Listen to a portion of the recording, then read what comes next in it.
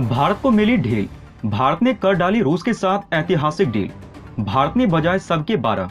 America समेत सबने पकड़ा किनारा। मोदी की होशियारी पर चर्चे। अब तेल खरीदने में और भी कम होंगे खर्चे। दोस्तों, आज की वीडियो काफी ज्यादा इंटरेस्टिंग होने वाली है, क्योंकि आज की वीडियो में हम आपको बताने वाले हैं कि भारत ने एक ऐसा कदम उठा लिया है जिससे कि भारत को काफी ज्यादा फायदा होने वाला है।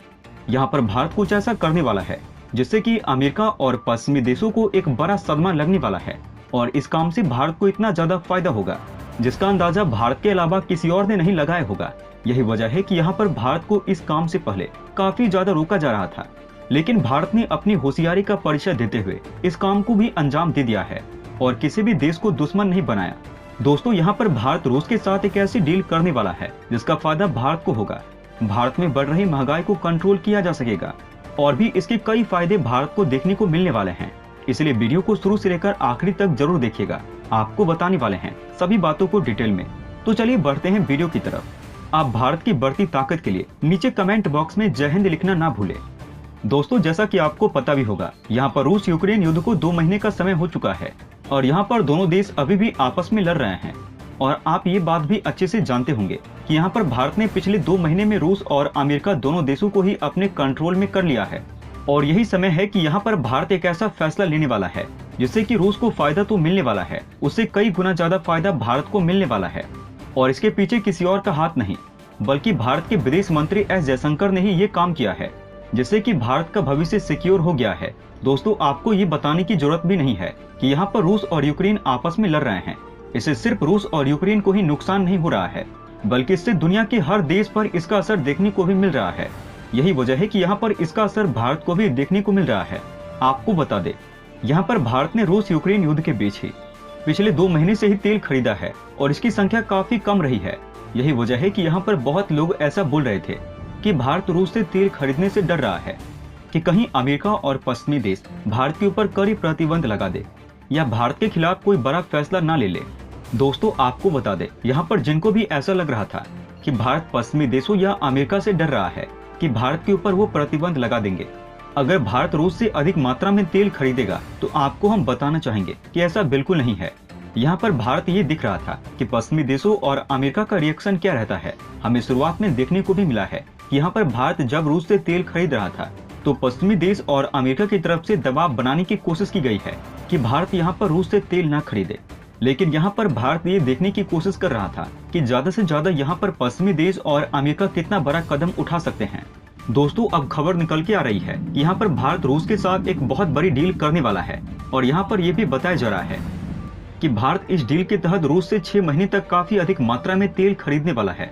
और इस चीज से ये भी पता चला है कि यहाँ पर रूस भारत को काफी सस्ते तेल देगा, जिससे कि भारत में बढ़ रही महंगाई को कंट्रोल किया जा सके। यहाँ पर बहुत लोगों के मन में सवाल उठ रहा होगा कि सऊदी अरब से तो भारत को काफी सस्ता तेल मिलता है, लेकिन हम आपको बताना चाहेंगे कि यहाँ पर रूस से जब भारत तेल खरीदेगा तो सऊदी अरब से भी ज्यादा सस्ता तेल भारत रूस से लेगा। और रूस ने कहा है कि वह अगर भारत का तेल देगा तो मार्केट रेट से 30% कम में देगा। यहाँ पर बहुत लोगों के मन में ये सवाल भी उठ रहा होगा कि भारत ने जो काम किया है वो काम भारत को 2 महीना पहले ही कर लेना चाहिए था, ताकि अभी जितनी महंगाई बढ़ी है उसको कंट्रोल किया जा सकता था। अगर आप भी ऐसा सोच रहे हैं तो हम आपको बता दें, यहाँ पर भारत ने ऐसा इसलिए नहीं किया था क्योंकि भारत यहाँ ये देखना चाह रहा था कि अगर भारत रूस से तेल खरीद लेगा तो यहाँ पर कौन कौन से ऐसे देश सामने निकल के आते हैं जो कि भारत के विरोध में खड़े होते हैं। और यही वजह है कि यहाँ पर भारत अपनी रणनीति को ध्यान में रखते हुए एक बड़ा हाथ मारना चाहता था। इसलिए भारत सही समय का इंतजार कर रहा था और भारत को अब सही समय दिखाई दे गया है। और यही वजह है कि यहाँ पर भारत ने 6 महीने की डील रूस के साथ कर ली है। और आप ये बात भी अच्छे से जानते होंगे, कई ऐसे देश निकलकर सामने आए थे जिन्होंने भारत का विरोध किया था। और यही वजह है कि यहाँ पर भारत ने उन देशों की लिस्ट बनाई और भारत ने उन देशों को समझाने की कोशिश की।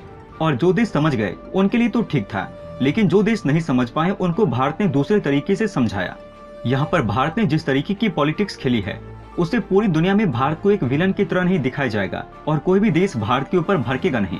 और वहीं दूसरी खबर ये भी निकल के आ रही है जिससे पता चलता है कि भारतीय सरकार भारत की जितनी भी बड़ी ऑयल कंपनी है वो उनको अलाउ करने जा रही है कि वो रूस की ऑयल कंपनी के शेयर खरीद सके।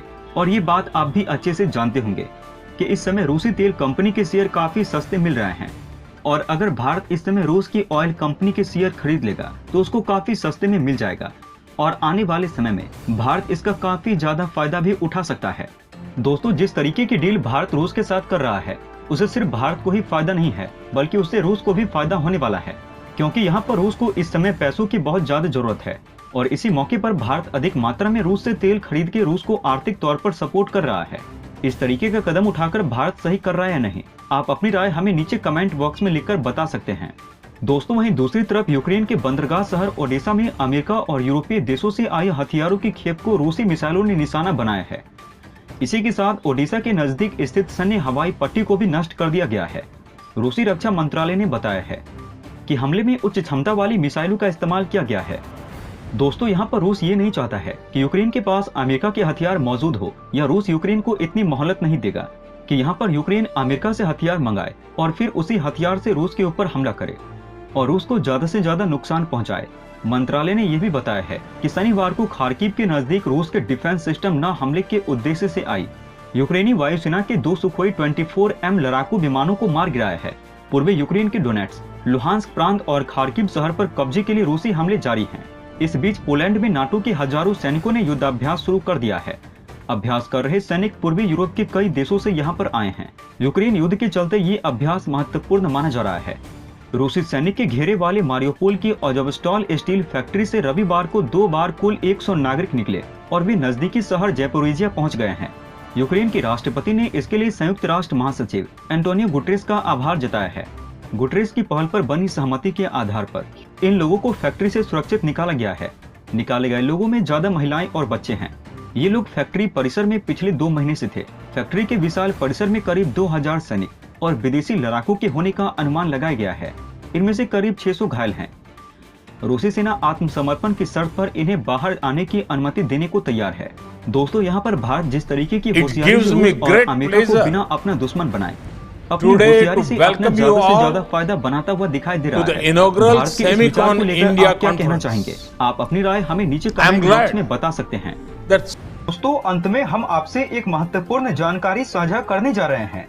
नीचे डिस्क्रिप्शन में दिए गए लिंक पर जाकर आप इंडियन आर्मी मर्चेंडाइज खरीदकर सपोर्ट कीजिए और पूरे देश का हौसला बढ़ा दीजिए। जाने से पहले वीडियो को लाइक और शेयर करें तथा चैनल को सब्सक्राइब करना न भूलें।